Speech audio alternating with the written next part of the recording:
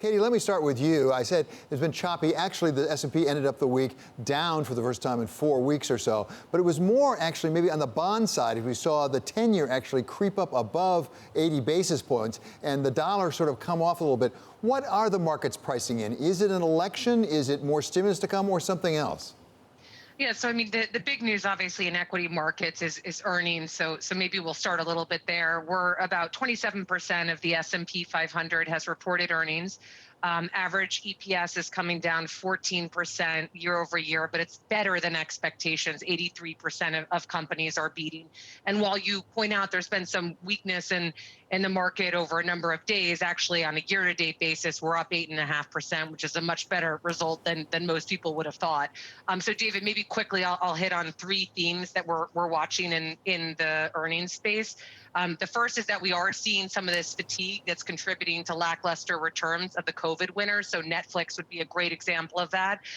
They came out with subscribers of net new subscribers of 2 million, but the market's less impressed by that because in the first half of the year we had 2 quarters of growth in the double digits of millions, and so the market's getting a little bit. There's a lot of pull forward, and people are disappointed even with good numbers. So that stock was off 7% on that news.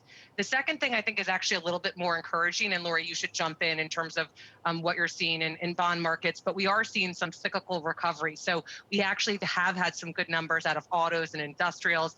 Texas Instruments, which is of course a semi company, reported a 75% increase quarter over quarter in what's happening in the auto space, which is obviously highly constructive. And then the last point I want to make, and maybe we can come back to, is that the market really still is rewarding companies that can drive disruptive growth. So is that what it is? Is it the earnings as individuals in certain sectors or companies, or is there a reflation trade actually running afoot here a little bit?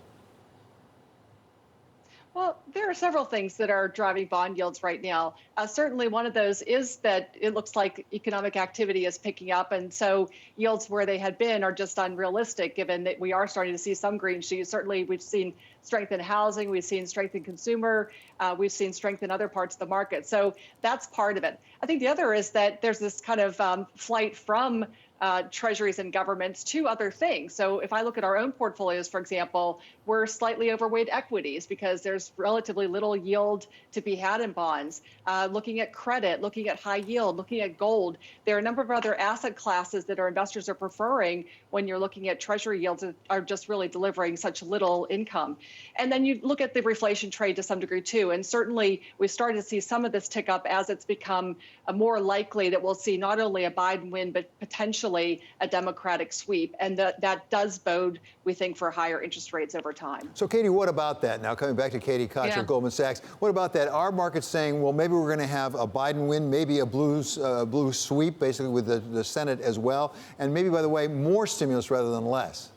Yeah, so I actually think that it's very tough to predict. So the one thing we would say from our perspective that we learned in 2016 are these things are tough to predict. Usually markets are up when the incumbent's going to win again. So we have markets telling us the incumbent's going to win, but the polls are telling us that Biden's going to win.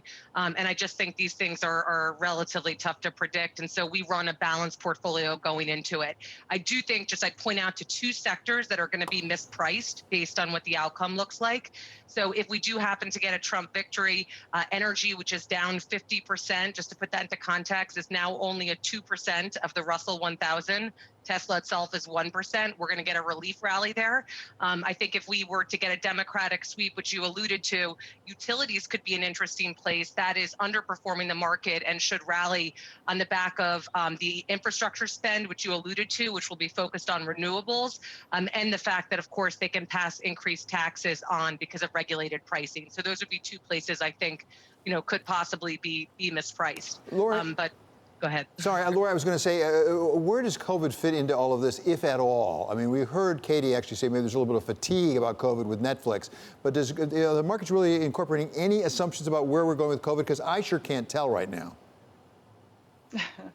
Well, ultimately, we need a medical solution or we'll continue to have the reliance, too heavy a reliance on fiscal stimulus, because we'll continue to have these kind of rolling, maybe not shutdowns, but depressions in economic activity as the virus continues to rage through the economy and through the population. So, certainly we're in a better place than we were in the spring, where we have better therapeutics. Many geographies have better testing and tracing, and those are things that are actually helping us to manage this disease. But ultimately, without a vaccination or something else that finally unfetters us from this this horrible pandemic, it's just hard to envision a straight line, right? So we're going to have a lot of volatility. The market's going to react to certainly earnings and things that are happening in the moment, but also the willingness and appetite for fiscal stimulus. So again, coming into earnings season, we saw a pretty sharp rally, but then it seems to have stalled, even though the numbers are coming in pretty good. And part of that is because we've not seen a resolution to the fiscal stimulus. So we can't stay dependent on that forever, but the idea of getting us through to